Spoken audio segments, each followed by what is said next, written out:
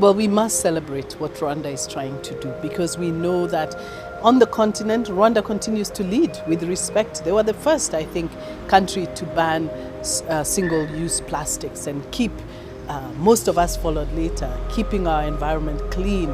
It is a country that is got credibility with respect to this agenda.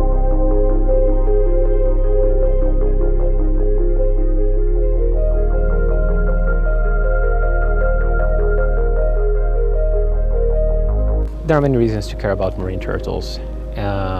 First of all, the marine turtles are in decline, so if there's ever a time to care about turtles, it is now, when the populations are threatened or endangered, depending on the species. But also in terms of just a pragmatic interest, marine turtles are valuable in that they are ecosystem stewards. We just finished performing the necropsy on this juvenile hawksbill sea turtle.